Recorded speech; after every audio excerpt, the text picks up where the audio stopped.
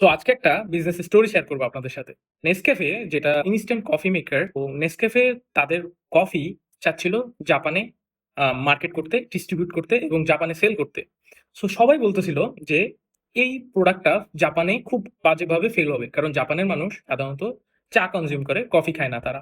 Nescafe কি করলো? Nescafe তাদের যে টিম রয়েছে, বড় বিগ টিম রয়েছে, তাদের নিয়ে বসে গেল হিউম্যান অ্যানালাইস নিয়ে, তাদের কনজিউমারকে নিয়ে অ্যানালাইসিস করার জন্য ডিপ অ্যানালাইসিস করলো।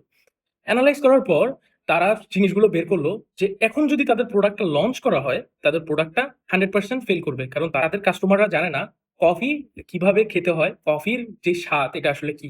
আর জাপানের মানুষরা এত তাড়াতাড়ি তাদের প্রোডাক্টটা অ্যাডপ্ট করবে না। তো তারা সিম্পল একটা সলিউশন বের করলো, সেটা হচ্ছে তারা কফি ফ্লেভারের টফি মার্কেটে বাজারজাত করা শুরু করলো। ছোট বাচ্চাদেরকে সেই সেই চকলেটগুলোকে বাচ্চাদের কাছে ডিস্ট্রিবিউট করা শুরু করলো। সো এই প্রোডাক্টটা জাপানে খুব ভালো করে কাজ করা শুরু করলো। সো জাপানের মানুষ খুব কনজিউম করা শুরু করলো, জাপানের বাচ্চারা এই টফিটাকে, যে চকলেটটাকে খেতে থাকলো। তারপর 20 ইয়ার্স পর এই যেই অডিয়েন্সটা যারা কফি ফ্লেভারের চকলেট খেয়ে অভ্যস্ত, তাদের তারাও তো বড় হয়েছে, তাদের একটা নস্টালজিক একটা ফিলিং রয়েছে। তারপর তারা নেসক্যাফি জাপানে লঞ্চ করলো।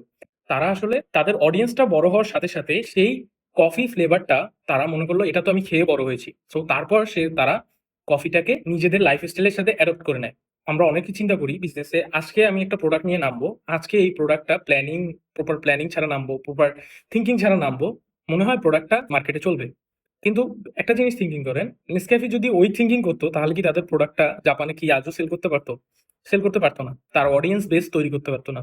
বিজনেসের মেইন থিংটা হচ্ছে আজকে যেই জিনিসটা প্ল্যান করেছেন 20 ইয়ার্স পর বা 30 ইয়ার্স পর সেটা রেজাল্ট দিবে, সেটা একটা আপনাকে ফল দিবে। সো এটাই হচ্ছে বিজনেসের মেইন থিং। আজকে একটা ডিসিশন আপনি নিতে পারেন, সেই ডিসিশনটা 20 ইয়ার্স পর বা একটা লং টার্ম পর সেই ডিসিশনটা কি ফল দিবে সেটার বেস করে বিজনেসের ডিসিশন নেওয়া উচিত, আদার দেন কুইক ডিসিশনের থেকে কুইক ভাবে এক্সিকিউশন করাটা মেইন থিং।